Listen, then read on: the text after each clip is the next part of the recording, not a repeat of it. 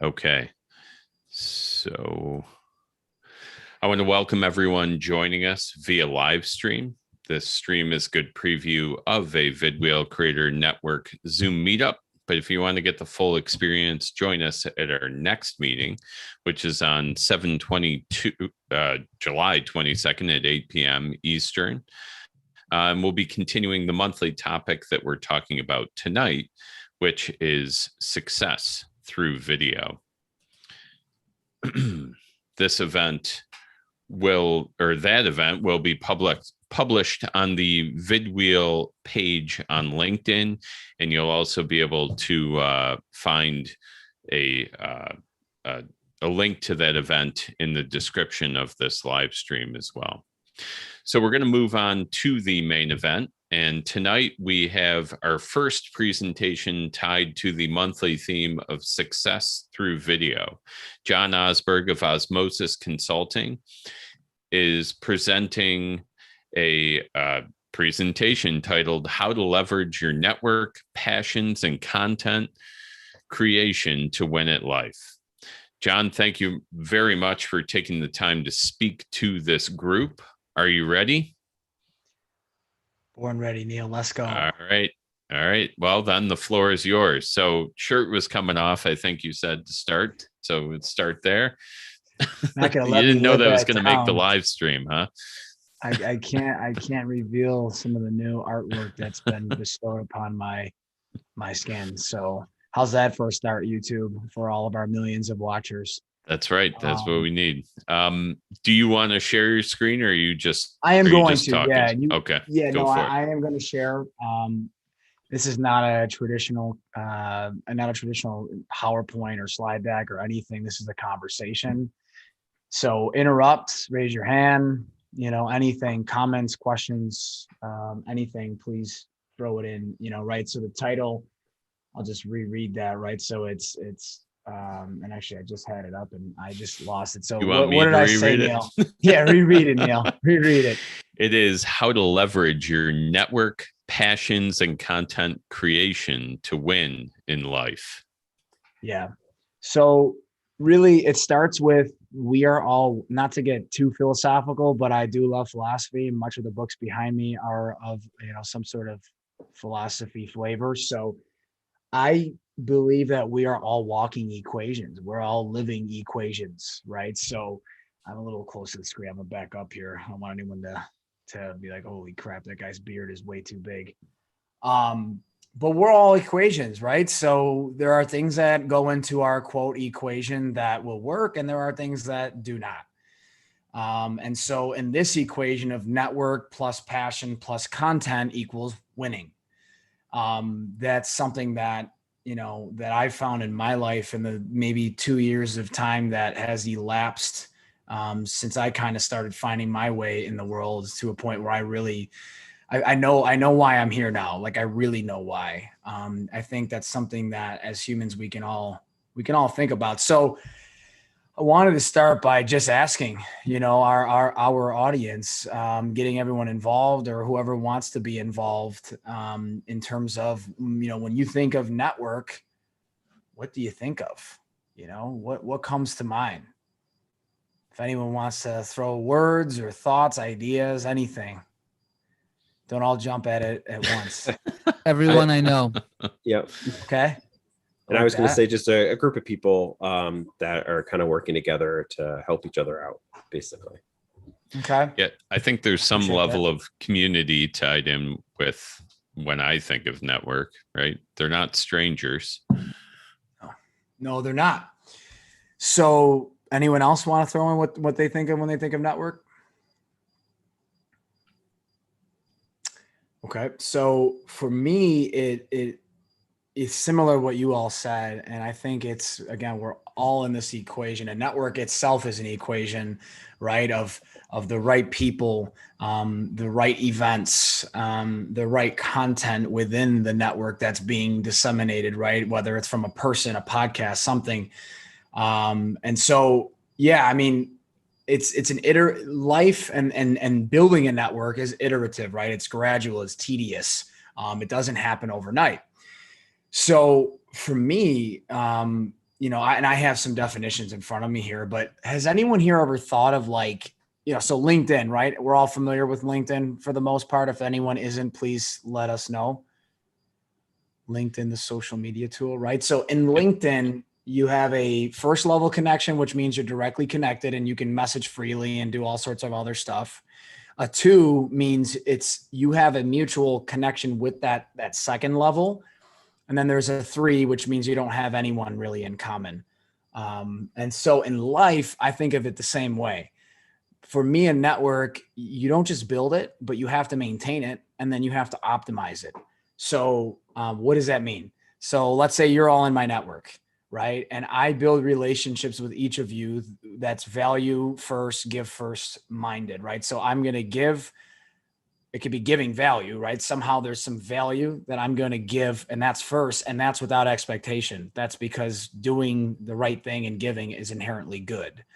So now we have a relationship, and I could say, hey, Morgan, I see you know so-and-so. Would you mind connecting me into that person? And Morgan, because we've built a relationship and there's trust and there's rapport, will say, happy to do that. I'll dial it in.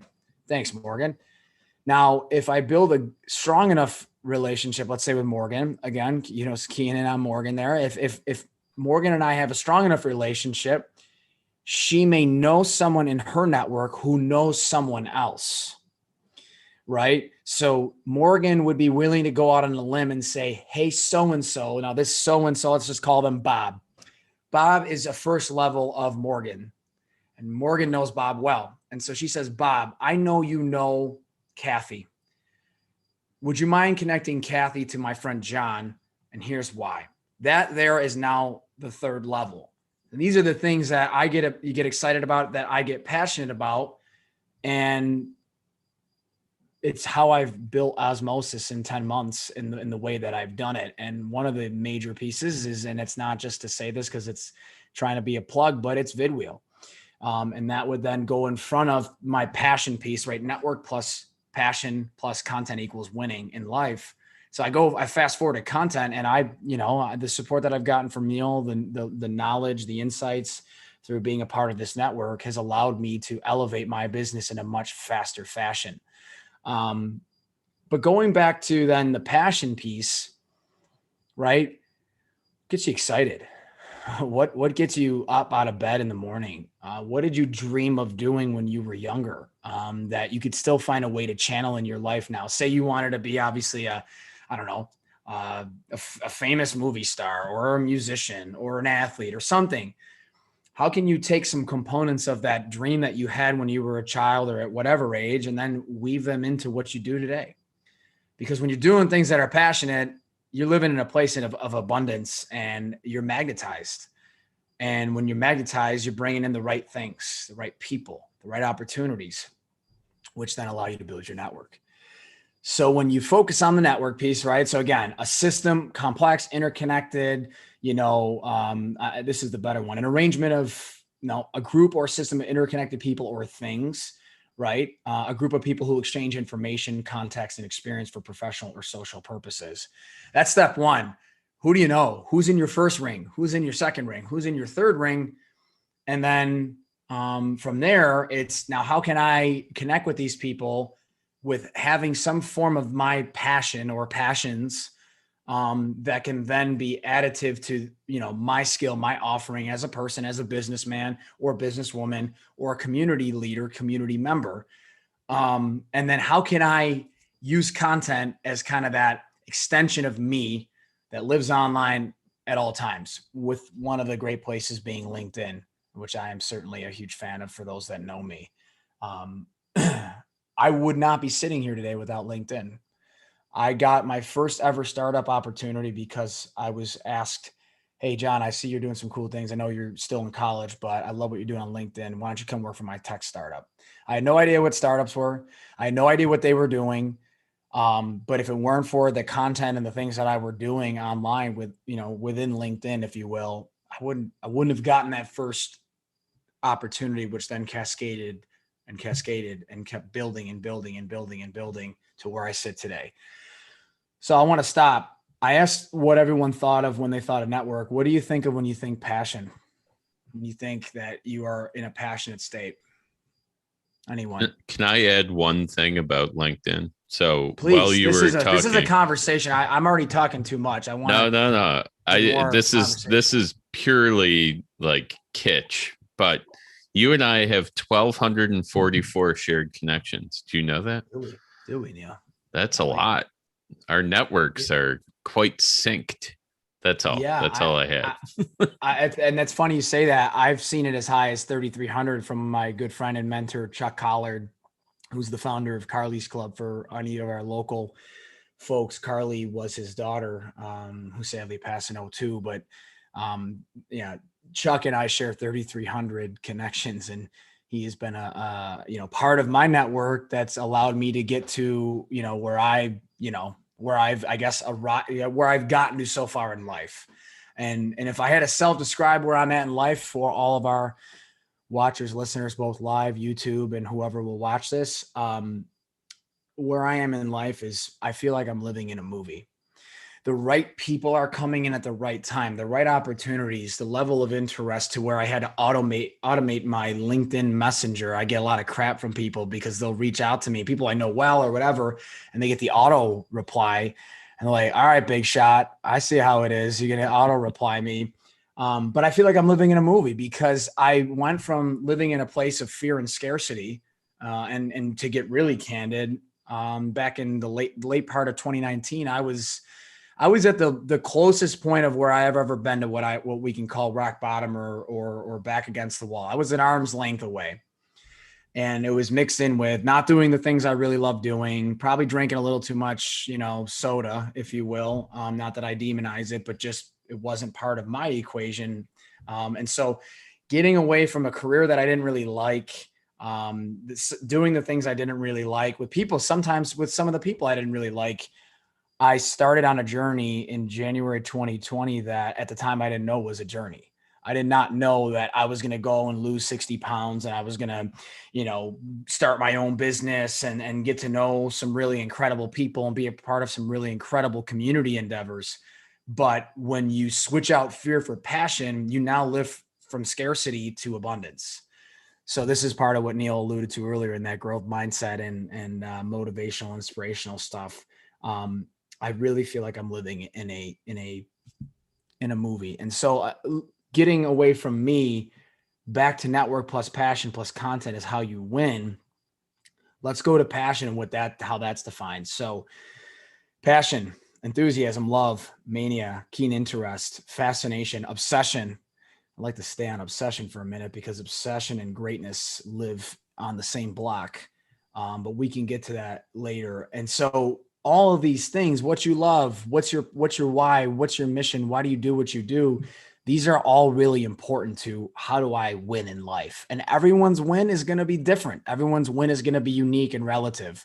Morgan or Sean or Nick or Lynn or anyone, your wins are different than mine, right? My wins are going and running some long, event that raises money for charity. And not to call it again out on Morgan, but I know Morgan loves films and filmmaking and filmography. So is that's probably a win for Morgan, but it wouldn't be for me. So it's all unique. We all have greatness within us. And I don't mean to sound like some hokey pokey, motivational guy you see at like 1 a.m. when you wake up from napping on the couch and it's like, you can be the best version of you, that's not it. It's a sincere reality that we all can manifest our own level of greatness because it's all relative and unique to us.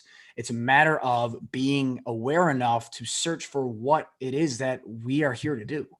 What are we really passionate about and how can we monetize that passion?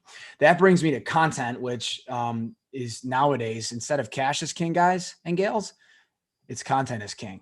You have good content that's going to lead you to opportunities to monetize. I've got a great example and I'd love anyone else to chime after I say this use case. I'd love to hear from anyone else that might have seen something similar. But here it is for me with content, video podcast to be specific. And excuse my dogs barking upstairs. So I did a video podcast. I released it on a Monday. This is back in February. I did it with an executive from KeyBank, who's a great friend and mentor of mine. I did it around noon. I get a call around 4:00. It's this gentleman who is my mentor and was on the show. He goes, John, you won't believe what happened. I get this random call. It's a Williamsville number. I usually don't answer them, but something compelled me to answer. I answer the phone, and it's this executive from like a brokerage firm or something. My friend works with kind of like the commercial real estate space world and helping, create the financing for commercial real estate transactions. So this gentleman that reaches out to my mentor who was on the podcast, right? So this guy goes, "Yeah, I saw you on LinkedIn on I think it was John Osberg's podcast this afternoon. I caught about 10, 15 minutes of it, and I was really moved by what you're doing in the community and who you seem to be. I don't know if you remember me, but we met 2 years ago. We talked, and it jogged my memory, and I wanted to reach out because the timing's perfect. We have a large deal right now that we need help with. And I think you could be just the guy to help us." And so now that's about, finally, this took like 3 or 4, well, more than that, several months because it's a large deal. But now that's likely going to close. He's going to probably make 50% of his quota for the year. And so much so that KeyBank, the entire bank itself, has actually gotten eyes on that podcast. Neil, I don't know if I told you this. I recently learned of this not long ago. The entire bank got circulated in like an internal memo saying, this is the kind of thing that we need our people to be doing more of. They've never gotten a lead through a podcast. And imagine KeyBank, a massive, regional bank, billions of dollars in deposits and market cap, that my podcast, which is still new and still finding its voice, gave a platform to my friend to then allow himself to be found by this gentleman. Now they're about to close a pretty significant deal here in the West New York market. So that's just one way that content, when done right, I think, at least for me, that it could show itself as being an incredibly valuable tool. Does anyone else have anything to add? And I know that's a little grand, but I'd love to hear from anyone else, again, at whatever level or size. Go ahead, Neil. I've got something for you. So this is discussed quite a bit, and I'm going to take your spotlight off. So online, we're not just looking at you and hearing me.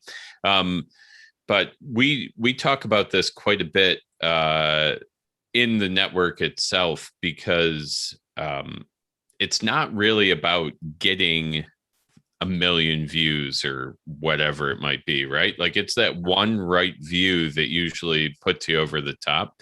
And a mutual acquaintance actually talked about that in one of the very first episodes of the Smarter Business podcast, which is Alex Villafranca. He was talking about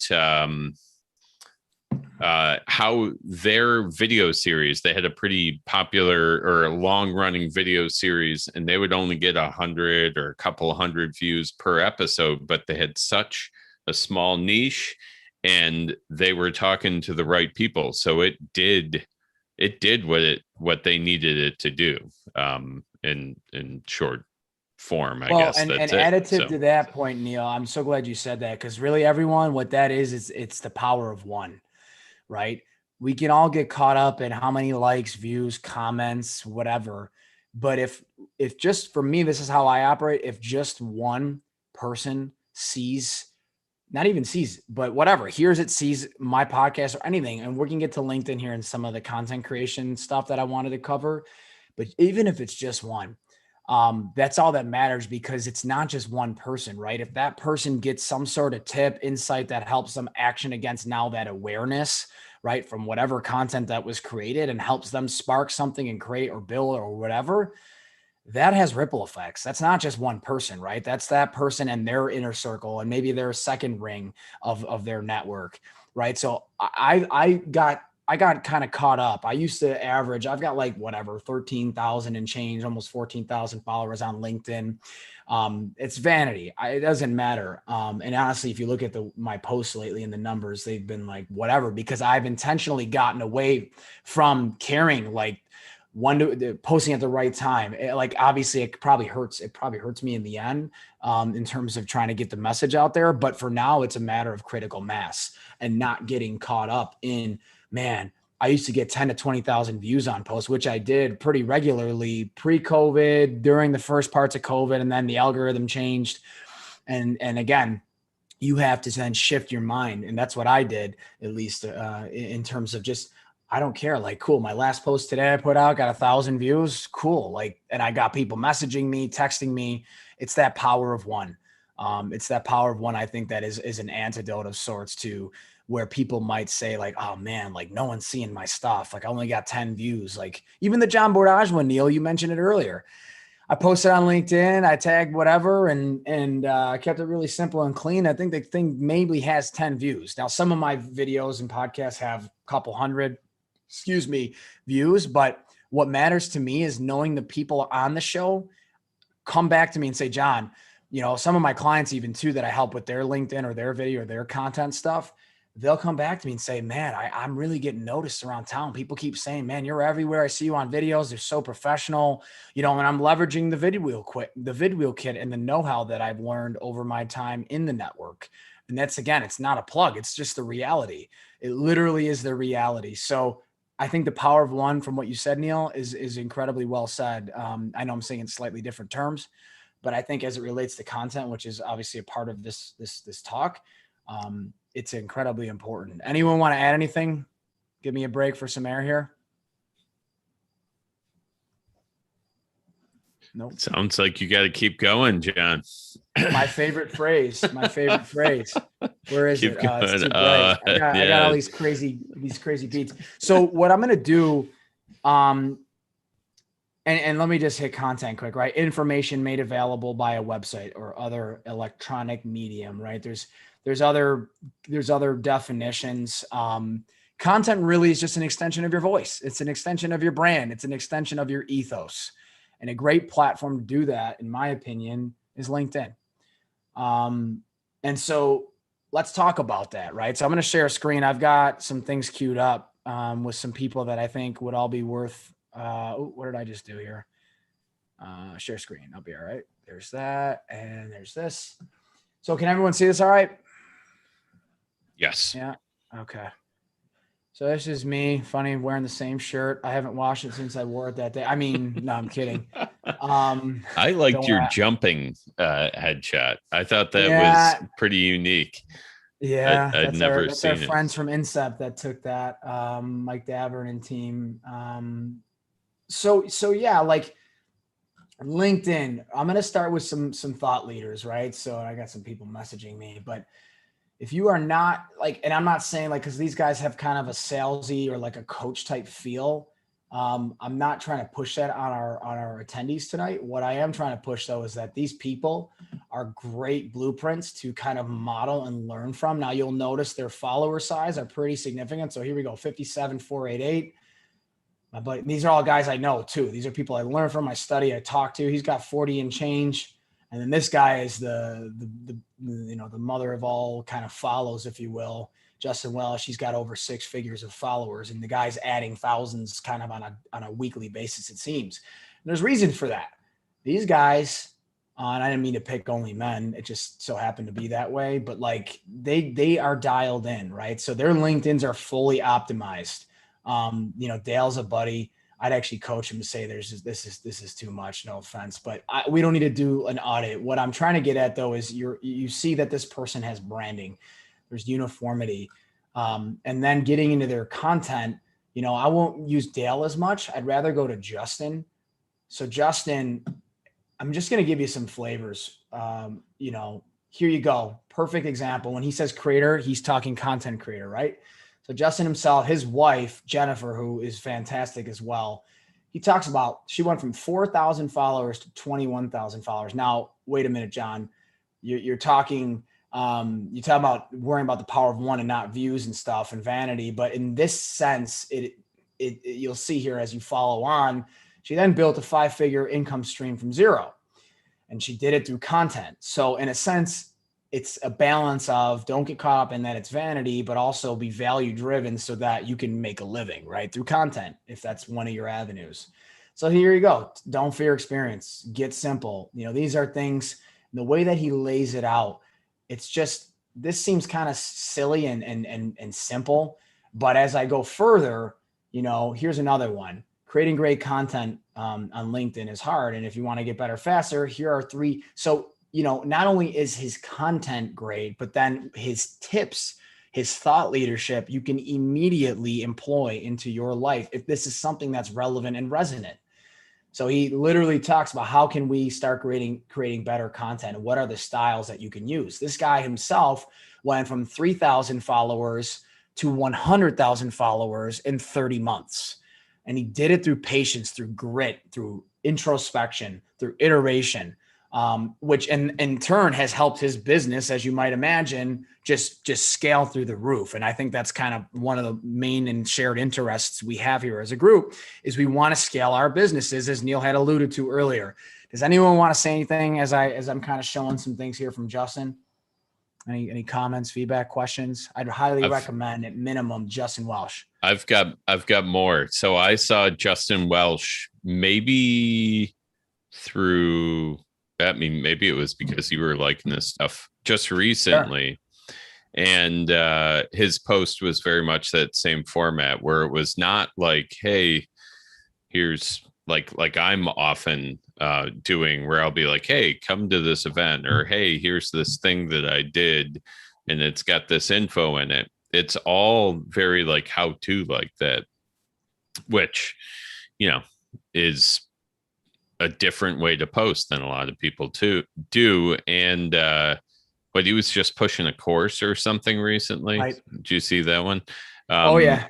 And oh, you talked to him about it? Yeah. Like that one I saw, and I found myself being like, oh, I probably would buy that course after like one post. By him, well, and right? they're it was good. They're reasonably priced too. And like I'm listening to podcasts of his recently. Yep. We've got some mutual friends, and I think I want to key in on one thing you said, Neil.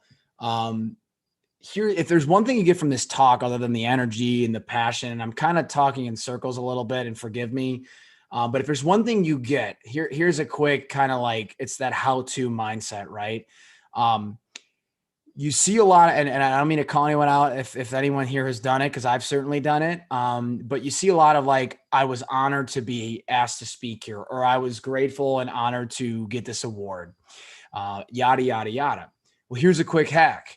Instead of saying that in your LinkedIn post, you can flip it. Let's go to the speaker piece, right? Like for me tonight, you know, honored to speak, whatever. No, it's, I gave a talk the other night to some folks on the Vidwheel Creator Network, and here are the things I talked about, right? And so then you outline and you make it about the reader, the follower, you know, your connection, right? So instead of saying like, you know, I actually had a client do this where he posted something without consulting me. I don't know if he just felt bad because I was busy or something, but I see the post and it's like it's improperly formatted. It's all these things are wrong, red flags. And not to mention, you may not even realize, but like I would liken it to a golf coach, right? You have someone who's standing outside of your body, right? All you see is all you see are your arms, your club, the ball, your feet. But then you have someone who can stand behind you, to the side of you, wherever, and see the things you may be doing that need tweaking. So in this sense, that was me with his post. And I said, Bob, man, like your voice in this post, your proverbial post it's a weakness and of inferiority in a sense, where it was like, he basically said like, I was just honored to be able to be there. And hopefully someone got as much value as I did by being able to connect with these people. First of all, no one cares that you're honored. Let's just be honest. No one cares that you're grateful. What they care about is, well, what's in it for me? It's just a reality. I learned this the hard way, and I'm just finally starting to see the light. And so instead, again, it's not an honor to be as a speaker or for this award. It's, I did this, and here's what I think you could use, you know, from the talk I gave. And that's resonated with, I think, a lot of folks, people in my world, or people that have seen, you know, I guess have tried this kind of idea to say, instead of doing this, I'm going to go more simple and make it about the watcher. And it's like in sales, right? It's never about you with the company and the service and your rankings and whatever. It's about, what do you guys need? You know, what's keeping you up at night? What are your pain points? Like, what are we really here to talk about? Just be honest. And then let's dive in on that. So thank you, Neil, for saying that. Cause I think if there's anything you get out of this, it's like, think about the voice of which you're putting out in your content. Now, some of your content, they're going to be images. There's going to be links to things. There's going to be some of your community involvement. Again, at the end of the day, it's how can I make this, you know, scroll worthy? We live in that attention economy, as mentioned earlier, where it's just nonstop. It is nonstop. I've been unsubscribing left and right. I can't keep up, and it's overwhelming. It's about getting hyper focused. So I thought I had, it's hard to see. It's crazy because it like blocks. Can I move this? I'll Oh, no, we're I'll good. say too, Eric What? posted that he recently put up a post on LinkedIn on the same subject. So All right, Eric, let's go, you could- Eric. Yo, Eric, you can There's a share your that name if you came want. up. Eric, There's a I was trying to negative figure out where your name came up. I was with someone recently that said, you got to talk to Eric Worrell. I need to figure out who said it because They were probably drunk. Oh, I hear that all the time. Was You it Courtney gotta Hamp? talk Are to you Eric buddies with Worrell. Courtney Hamp? No, I don't think No. it was Court. You know that name? Do No. you know Courtney Hamp? I'm looking at my calendar and trying to jog my memory of who said this to me. Someone was like, do you know Eric? Do you know Eric Worrell? Man, I wish I knew who it was. All right, sorry. Go ahead. We'll though. do You this post- after. My mother's name is Diane, and she always speaks very highly of me. Did you have a meeting with her? Oh man, if we were recording right now and I knew you better, Eric, I'd make a mom joke, but I'm Yeah. kidding. I'm totally kidding. Go ahead though. What was your post about, Eric? No, I was just laughing. I went on a little business trip, and I did the so honored to be a part of this group kind of post. Oh, yeah, that's what I was. it was kinda the laughing. other end. I thought No, you yeah, meant not the good side. I did the negative Well, side. and listen, it's all relative. What I'm saying here is food for thought. This is not Oh the yeah. 5 steps to greatness or whatever hokey pokey crap that people may take this as, depending on where you're at, what you're doing. My message is an interesting one. It's laden with energy, and it's also very non-traditional. Like the path that I've kind of been on as a careerist was non-traditional. And then now, especially by kind of going to the world that I am in as a solopreneur, and really, studying the things I study and obsess over almost, a lot of people are like, dude, you're out there, man. But it's just how can we be the best humans we can be so that we can help everyone around us and we can create those wins, those win-win-wins. So I digress. We got a couple minutes and I've totally went to town here. What questions, what additive points are there? Challenges, please. I would love some challenges because listen, the truth can hurt, but the truth always wins kind of mindset. So if I've said something that you're like, no, that's totally wrong, I would love to hear it. And I take zero offense in advance. Well, John, I was going to make a point. Please. What I like about you and what you're saying is being like true to yourself, right? And you talk about passion. And how many times have we been in a meeting or in a group of people talking about, I'm really passionate about, fundraising or whatever it is. And you're not really living by you. And what I like about people that are really, truly passionate is they gain energy and they really mean what they say, that they're passionate about that thing. And you see it because they live and breathe it, right? So, I got introduced to you by someone who said we had similar storylines, right? And we both kind of went Emily through, Barber, right? And we both went through like this, I call it the COVID renaissance, right? Kind of a back to our roots and being creative and kind of doing things that we're passionate about. And in that, we kind of found ourselves, but along the way, we found our network. So holy crap. So it's funny, I'm sitting here listening to your story and I know we've connected before and we talked a little bit about it, but it's so funny the amount of parallels that you see. And the other thing that I've been preaching to, to the group I facilitate for the career support group and everything else is that if you do if you stay true to yourself and you be passionate about what you do, like truly passionate, that things are going to start to just fall into place and click. So, and I think we're both examples of that. Yes, I couldn't agree more. And I was going to say something first and then acknowledge you as just a fantastic human quickly. Eric Thomas, he's a motivational speaker, Dr. Eric Thomas. He says in this one video that I love, I've been listening to more lately. He says, you cannot deny this type of energy and this type of passion. And for those who may know, he goes, it's Eric D. Thomas, PhD. His story is one that is just unbelievable. He grew up in eating out of a dumpster. The point is, this man has risen to a place where, not many can touch him. He's just an incredible speaker. He says this. He says, this type of energy and this type of passion, you just can't deny it. He goes, I am not a no. I'm one yes away, right? All the no's, keep saying no. Be hungry for the no. because that allows you to then shift focus somewhere else and go after it in that place. Because if someone's stringing you along, you're asking for a client or for something opportunity, and they're like, yeah, give us another week. You know what? We need a month. We'll talk. Or, hey, it's Q4. No, just tell me the no. Listen, guys, I'm hungry for the no. So you can't deny this type of energy, this type of passion, just congruent to what you said. So thank you, Nick.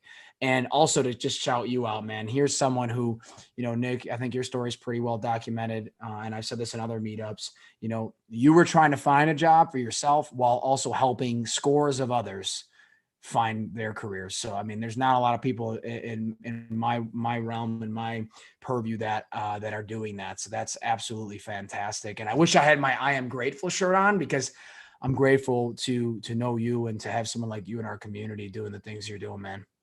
Well, thank you. That shirt's in the wash, right? No, that shirt's upstairs in the closet. It stinks up there. No, all the sweaty, running clothes are out there. But yeah, and just more additive pieces to what Nick said there, right? Like, it takes patience and it takes a warrior mentality to actualize what it is you're here to do. But you first must know why you're here. And like Nick, you said, the COVID renaissance. Yeah, man.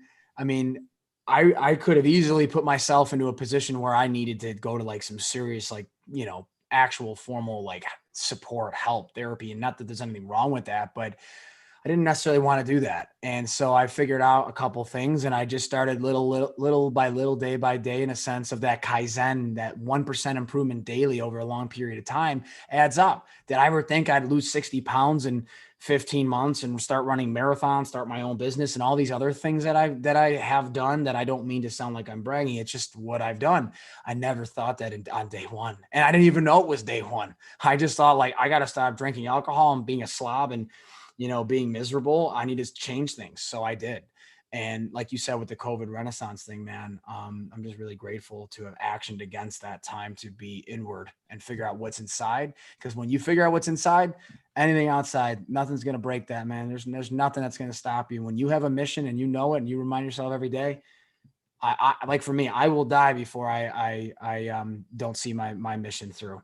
So, not to get too intense here, but I think that is a perfect great way to end. I will die. The live stream here. So everyone who joined us on the live stream, thank you very much. John, thank you for giving us such a dramatic ending. And thank you for speaking.